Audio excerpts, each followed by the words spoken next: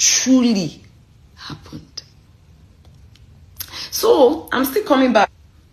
A 3-second video of where I said, Naira Marley, this is not London, no, where you think you can do and get away with anything. They said I accused him of murdering Mohbad.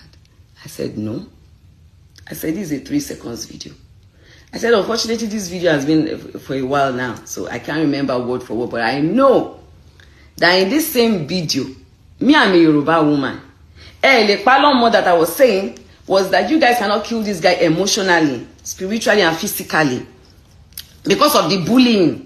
Not physically, Jari, mentally rather, because of the bullying. Right? They said, okay, I should write it down. I wrote it down. My lawyer now said, you cannot base your judgment on a 3 seconds video. This video was very long, so we need to watch everything. And I said, because in this same video that people are claiming, I said it that. I said, le pasaye, can you call my long? I said, me, I'm a Yoruba woman. Do you understand? And that is how we speak. I said, but in the same video, I said, I'm not saying you're the one that killed him. I'm talking about the bullying.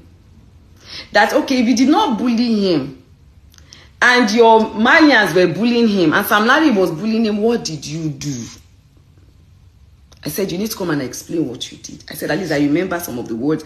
Because at that time when I was there, I have not even watched the video in a very long time, but I could remember what I had said.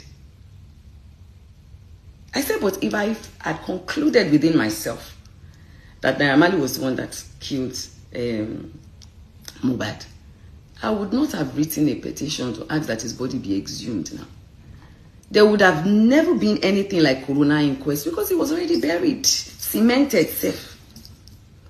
And if there was no coroner inquest, now that they said, oh, he's not guilty for his murder, would that have happened?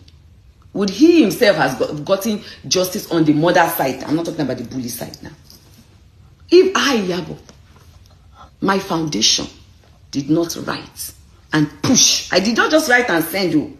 I was going there, back and forth. We were on phone calls with the authorities. So, if I just had concluded in my head that you did it, I would not have pushed for that. The officer said I should write it down. Now there's a video. They put a camera in front of me and there's a camera there. So everything I'm saying, if they want to prove it in court, is there. Then I wrote it down. Then they asked about, they showed me another video where I said, Naira Marley, that is it that one that drugged my children, put drugs in their food and drinks I want to be talking to? Did I say that? I said, yes, I said that. I said I did.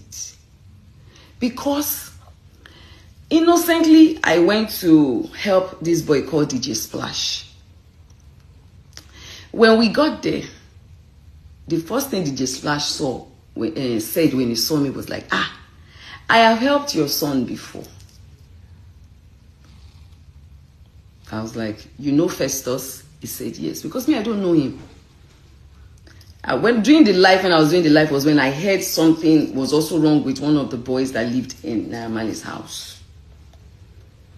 And people were like, I should please help the boy. I should please help the boy. We should not let this boy die and all that. I was like, okay. They sent the number of the brother to me. I called the brother and I asked for him to send the address and I went there. Thank God I did not go alone. I went with media. I went with my production team. Yes, I went with my PA. I went with one of my friends. And I went with some police officers. So I did not go there alone. When I got there, immediately DJ Splash saw me. He said, Mama, I know you. I said, me, I don't know you. I thought maybe he was talking about me being an actress. He said, no, I know your son. He said, your son had come to the Malian's house before, where I was there. And in fact, I was one of the people that helped him. I said, which was my son? He said, Festus. I said, okay. Helped him as at how? Now, I had already done the video. I was just there to see DJ Splash to help him out. I never knew anything of this had ever happened. When I'm not mad, me I will know. Yeah, boy, they come. So, I said, hey, oh yeah, speak. The media person wanted to start recording. I said, no, wait, don't record, though. Because I don't want this to be all about me. We came here to help this boy. But whatever he has to say that is related to my children or myself, let me hear it personally first. Because I don't want to mix it up. Because that time it was justice for Mohbad.